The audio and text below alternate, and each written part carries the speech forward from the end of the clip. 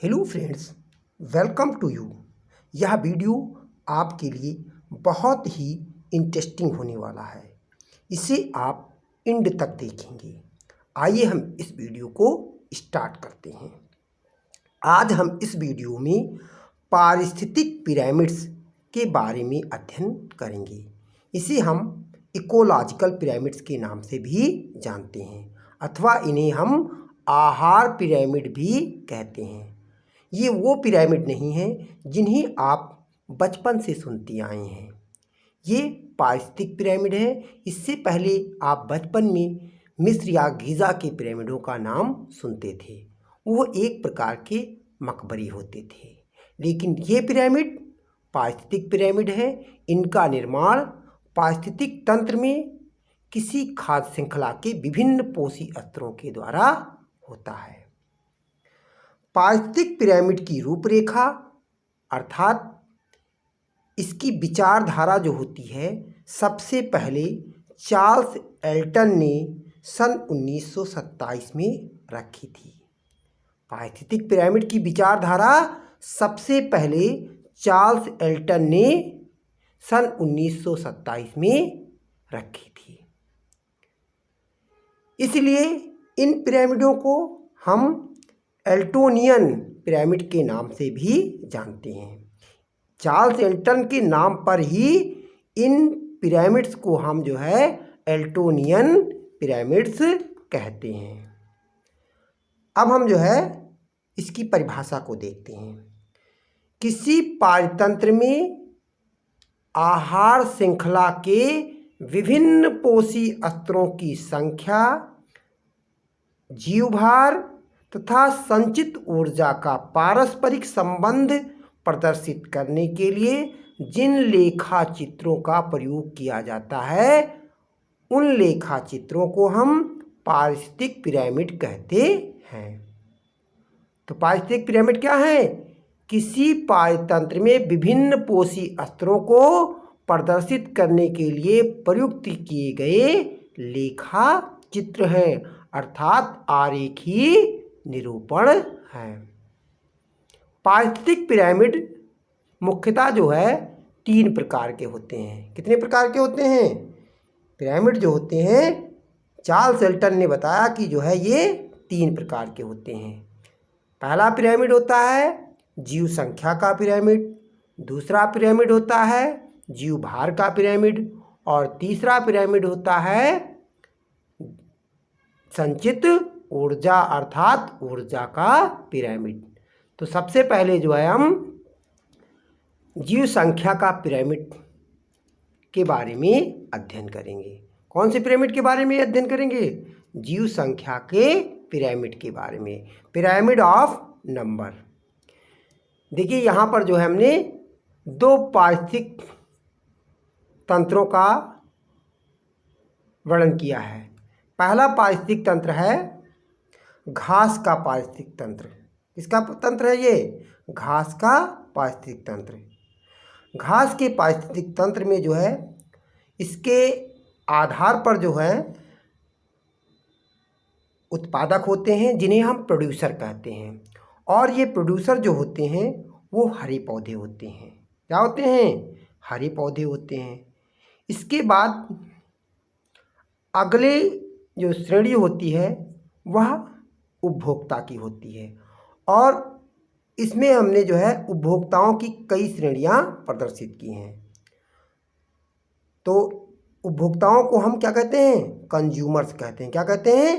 Consumers कहते हैं। यहाँ पर इस पारिस्थितिक तंत्र में उपभोक्ताओं अर्थात कंज्यूमर्स की हमने कई श्रेणियां दिखाई हैं। तो ये प्राइमरी कंज्यूमर्स होता है। तो देखिए इसकी संख्या जो होती है उत्पादक से क्या है? कम होती है। तो यहाँ पर प्राइमरी कंज्यूमर्स के रूप में हमने रैबिट को लिया है। किसको लिया है? रैबिट को लिया है। और द्वितीय उपभोक्ता के रूप में यहाँ हमने उल्फ या भेड़िया को लिया है। इसकी भी संख्या प्राइमरी कंज्यूमर से कम हो गई है। इसी प्रकार यहाँ पर हमने तृतीय उपभोक्ता के रूप में यहाँ पर हमने लॉयन को लिया है, शेर को दिखाया, और इसकी संख्या द्वितीयक उपभोक्ता से भी कम है। तो इस प्रकार हम देखते हैं कि घास के पारतंत्र में जब हम जीव संख्या के आधार पर इनके विभिन्न पोषी स्तरों अर्थात इनके उत्पादक और उपभोक्ताओं के विभिन्न पोषी स्तरों के मध्य जो है जब हम संख्या का पारस्परिक संबंध का अध्ययन करते हैं तो ये संख्या जो होती है प्रोड्यूसर से जो है उच्चतम उपभोक्ता की ओर क्या है, घटती हुई है। तो देखिए ये एरो जो है इनके पोषण स्तरों में जो है उपभोक्ताओं की संख्या के घटते हुए क्रम को प्रदर्शित करता है। क्या दिखाता है ये एरो, घटती हुई जीव संख्या। तो जीव संख्या का जो पिरामिड होता है वो घास के पारतंत्र में कैसा बनता है, बिल्कुल सीधा बनता है। तो घास के पारतंत्र में जीव संख्या का पिरामिड कैसा होता है, सीधा पिरामिड होता है। इसी प्रकार यहाँ पर हमने जो है एक दूसरा पारतंत्र लिया है, यह वृक्ष का पारतंत्र है। इसको भी जो है यहाँ पर जीव संख्या के आधार पर ही बनाया गया है। तो इसमें जो है प्रोड्यूसर के तौर पे या उत्पादक के तौर पर जो है बॉटम पर जो है क्या लिया गया है, एक वृक्ष को लिया गया है और इस वृक्ष के ऊपर निवास करने वाले यहाँ पर पक्षियों को दिखाया गया है। तो वृक्ष की संख्या एक होती है और इसके ऊपर निवास करने वाले या इसके उत्पादों को प्राप्त करने वाले जो बर्ड्स होते हैं उनकी संख्या जो है यहाँ पर क्या है, बहुत ज़्यादा होती है। और इन बर्ड्स के ऊपर जो है पैरासाइटों की संख्या इन बर्ड्सों एक बर्ड्स के ऊपर बहुत सारे होते हैं, इसलिए यहाँ पर जो है इसमें बर्ड्स के ऊपर जो पैरासाइट पाए जाते हैं इनकी भी संख्या जो है बहुत ज़्यादा है। तो यहाँ पर वृक्ष के पारतंत्र में संख्या के आधार पर जो ये पिरामिड खींचा गया है वृक्ष के पारतंत्र का, तो यहाँ पर देखिए ये एरो दिखा रहा है कि जो है यहाँ पर जो है विभिन्न पोषण स्तरों की संख्या जो होती है वह उत्पादक से उच्च श्रेणी के उपभोक्ता की ओर बढ़ती है। तो वृक्ष के पारतंत्र का जो जीव संख्या का पिरामिड होता है वह बिल्कुल उल्टा ही होता है। वृक्ष के पारतंत्र का पिरामिड जो है संख्या के आधार पर कैसा होता है, उल्टा होता है। तो जीव संख्या के ये जो पिरामिड होते हैं ये उत्पादक और विभिन्न श्रेणी के उपभोक्ताओं की संख्या के संबंध को प्रदर्शित करते हैं। जीव संख्या का पिरामिड क्या करता है, उत्पादक और विभिन्न श्रेणी के उपभोक्ताओं की संख्या का संबंध बताते हैं। दूसरा है ये कि ये जो पिरामिड होते हैं, जो जीव संख्या का पिरामिड होता है यह उल्टा एवं सीधा दोनों प्रकार का बनता है। जीव संख्या का पिरामिड कैसे बनते हैं, जीव संख्या के जो पिरामिड होते हैं ये उल्टे एवं सीधे दोनों प्रकार के बनते हैं। अगला पिरामिड है जीव भार का पिरामिड, पिरामिड ऑफ बायोमास। तो बायोमास या जीव भार क्या होता है, किसी एक पारतंत्र में जीवित प्राणियों का प्रति इकाई क्षेत्र में संपूर्ण शुष्क भार उसका जीव भार कहलाता है। किसी एक पारतंत्र में जीवित प्राणियों का प्रति इकाई क्षेत्र में संपूर्ण शुष्क भार उसका जीव भार कहलाता है। यहाँ पर जो है हमने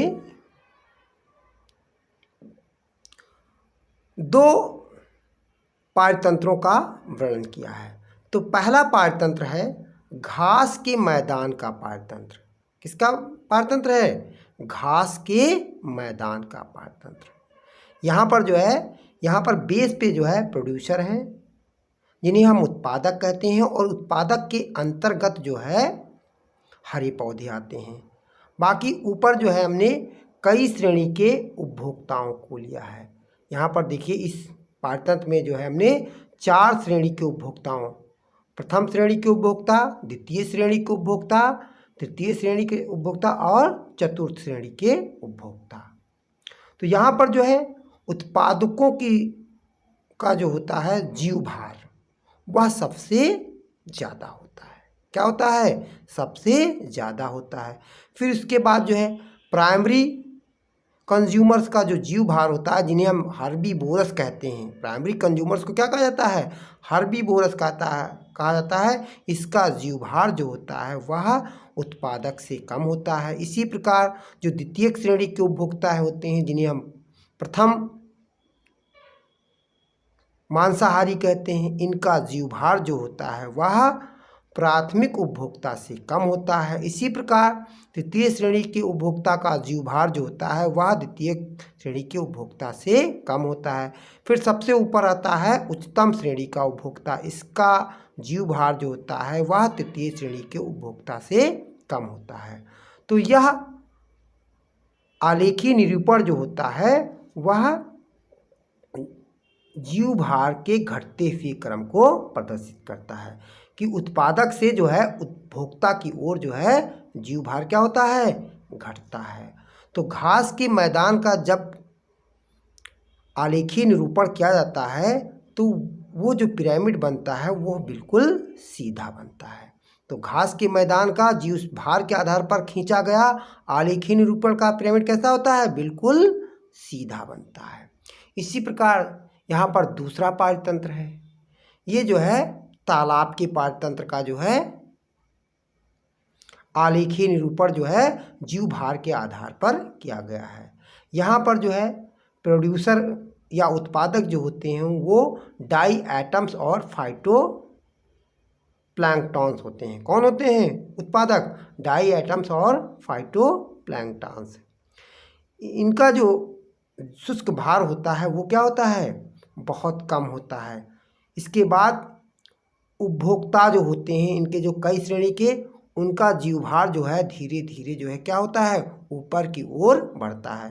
तो यहाँ पर जो उत्पादक हैं इनका जीवभार कम है। फिर जो इसका प्राथमिक उपभोक्ता होता है जिसमें जो है स्मॉल फिशेज आती हैं और ये हर्बीवोरस होती हैं, इनका जीवभार जो होता है वह प्रोड्यूसर से कुछ ज़्यादा होता है। इसी प्रकार जो द्वितीय श्रेणी के उपभोक्ता होते हैं, जो तालाब में बड़ी मछलियां होती हैं, इनका जीवभार जो होता है वह स्मॉल फिशेस की अपेक्षा बहुत ही ज़्यादा होता है। तो ये जो जीवभार के आधार पर तालाब के पारतंत्र का जो आलेखीय निरूपण खींचा गया है, इसमें जो है प्रोड्यूसर से जो है उपभोक्ता की ओर जो है इसका जीवभार जो होता है वह बढ़ता है। कैसा होता है, इसका जो जीवभार जो है प्रोड्यूसर से उच्चतम श्रेणी के कम उपभोक्ता की ओर क्या होता है, बढ़ता है। तो देखिए यहाँ पर इंक्रीज इन बायोमास, ये एरो जो है इस आलेखीय निरूपण में जो है जीवभार के बढ़ते हुए क्रम को प्रदर्शित करता है। तो तालाब के पारतंत्र का जो जीवभार का पिरामिड होता है वह बिल्कुल उल्टा होता है। कैसा होता है, तालाब के पारतंत्र का जो जीवभार का पिरामिड होता है वह उल्टा होता है। तो इस प्रकार हम कह सकते हैं कि यह जीवभार का पिरामिड जो होता है यह उत्पादक तथा उपभोक्ताओं के जीवभार के संबंधों को प्रदर्शित करता है। और जीवभार का जो पिरामिड होता है वह उल्टा भी होता है और सीधा, अर्थात हम कह सकते हैं जीवभार का पिरामिड उल्टा तथा सीधा दोनों प्रकार का बनता है।